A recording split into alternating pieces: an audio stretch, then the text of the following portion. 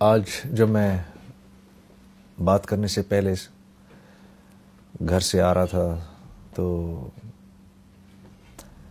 میرے دماغ میں ایک بات گھوم رہی تھی جو آج سے تقریباً 18 سال پہلے کی ہے. اور مجھے یاد ہے کہ میں پہلی دفعہ اللہ کے راستے میں نکلا. لمبے لمبے میرے بال تھے, جینز ٹی شرٹ میں نے پہنی ہوئی تھی. مسجد میں جا کے بیٹھا اور اس وقت عشاء کے بعد کا ٹائم تھا. مسجد میں کوئی تھا نہیں, لوگ جا چکے تھے, اکا دکا لوگ تھے. تو ایسے میں نے قرآن پکڑا, قرآن پکڑ کے ہی میں نے کھولا بڑے عرصے بعد. تو جن آیتوں پر میری نظر پڑی, قرآن کھولا تو 18واں پارہ کھل گیا, اور جن آیتوں پر میری نظر پڑی اس میں سے پہلی آیت تھی قد افلح المؤمنون, اور نیچے اس کے معنی لکھے ہوئے تھے بالتحقیق کامیاب ہو گئے مومنین.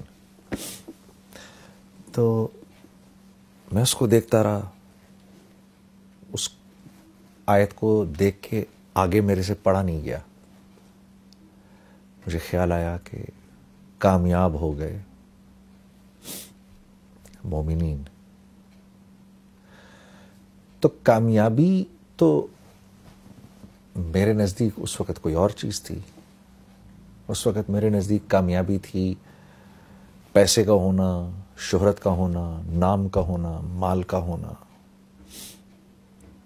لوگوں میں جانا, پہچانا جانا. یہ میرے نزدیک کامیابی تھی.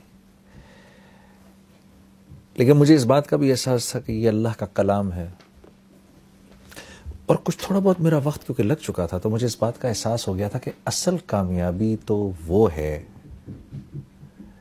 جو اللہ کے ہاں کامیابی ہے.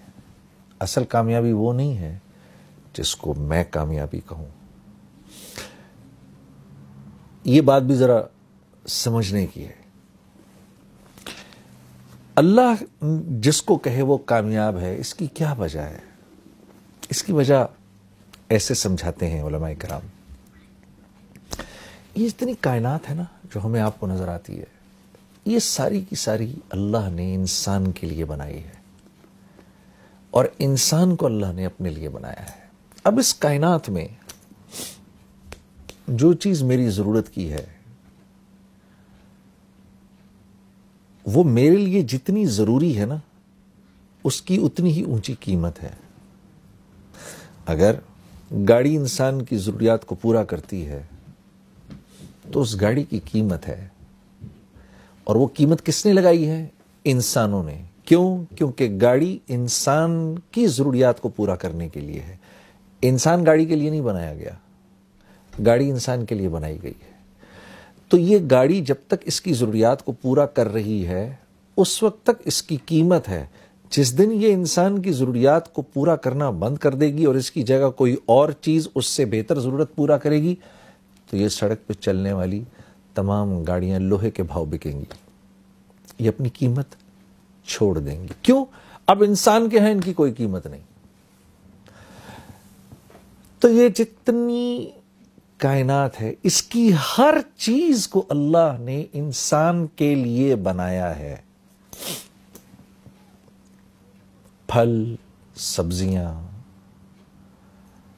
یہ بہتے جھرنے, یہ دریا, یہ ہوائیں, یہ بدلتے موسم, یہ سب انسان کے لیے ہیں, اس کو سکھ پہنچانے کے لیے ہیں. اور اس کائنات میں جو کچھ ہے وہ جتنی انسان کی ضرورت کو پورا کر رہا ہے اتنا ہی قیمتی ہے, اور جو انسان کی ضرورت کو پورا نہیں کر رہا وہ اتنا ہی بے قیمت ہے. کیوں؟ کائنات انسان کے لیے بنی ہے. اسی طرح کیونکہ انسان اللہ کے لیے بنا ہے تو انسان کی قیمت بھی اللہ ہی لگاتے ہیں. انسان خود اپنی قیمت نہیں لگا سکتا. بڑے بڑے بادشاہ آئے، بڑے بڑے کر و فر کے ساتھ آئے۔ فرعون نے تو اپنے آپ کو آ کر کہا انا ربکم الاعلی، میں تو بہت بڑا رب ہوں، کہتا پھرے، کیونکہ اللہ کے ہاں بے قیمت ہے، تو دنیا سے تو مرنے سے پہلے ہی اللہ نے اس کو بے قیمت کر دیا، اور مارنے کے بعد اللہ نے اس کو پرزرو کر دیا، اور آنے والی نسلوں کے لیے عبرت کا نشان بنا دیا۔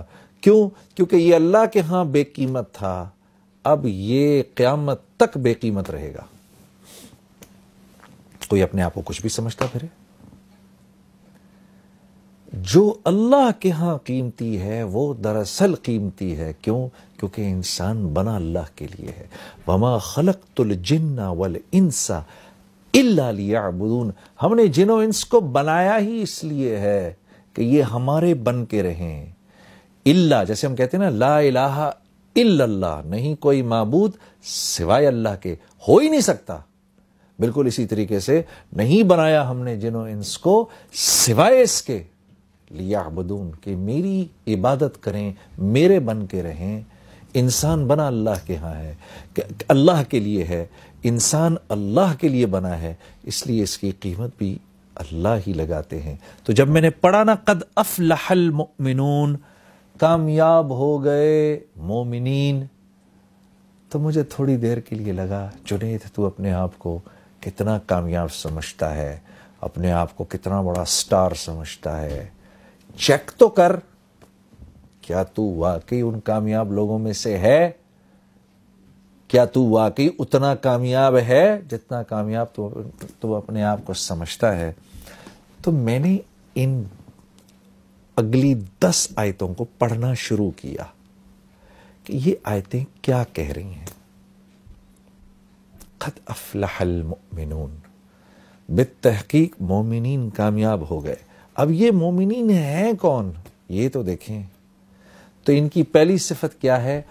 الذین هم فی صلاتهم خاشعون، جب نماز میں کھڑے ہوتے ہیں، اللہ اکبر، جب نماز میں کھڑے ہوتے ہیں تو ساری کائنات کو بھول جاتے ہیں۔ جب کہتے ہیں نا اللہ اکبر، علماء کرام فرماتے ہیں جب ہم یوں کرتے ہیں نا اللہ اکبر، تو ہم دراصل پوری ہمارے کرنے کا مطلب یہ ہوتا ہے اللہ کا جتنا ما سوا ہے اب چلا جائے پیچھے، ہمارا اس سے فی الحال کوئی واسطہ نہیں، کیونکہ ہم بادشاہوں کے بادشاہ، ہم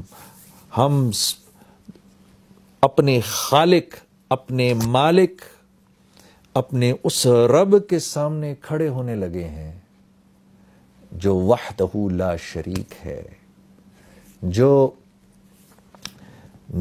واحد ہی نہیں ہے، وہ احد ہے۔ واحد ایک کو کہتے ہیں، احد اس کو کہتے ہیں جو ایک بھی ہو اور جس جیسا دوسرا ہو ہی نہیں سکتا۔ اس لیے اللہ رب العزت نے ہمارے نبی صلی اللہ علیہ وسلم سے فرمایا، میرے نبی یہ آپ سے پوچھتے ہیں آپ کا رب کیا ہے، کون ہے؟ آپ فرمائیے قل هو اللہ احد۔ تمہارے اتنے دماغ ہیں ہی نہیں کہ تمہیں اللہ رب العزت شرح صدر ہوں کہ اللہ ہیں کیسے؟ اللہ احد ہیں، اللہ جیسا دوسرا کوئی ہے ہی نہیں۔ تو جب ہم یوں کرتے ہیں نا اللہ اکبر، تو ہم اس احد ذات کے سامنے جا کر کھڑے ہو گئے ہیں جیسا کوئی دوسرا ہے ہی نہیں۔ کیوں؟ وہ اکیلا خالق ہے، اس جیسا کوئی خالق ہے ہی نہیں، ہو ہی نہیں سکتا اس کے، بلکہ اس جیسا کوئی خالق تو کیا کہنا، اس کے سوا کوئی تخلیق دے ہی نہیں سکتا۔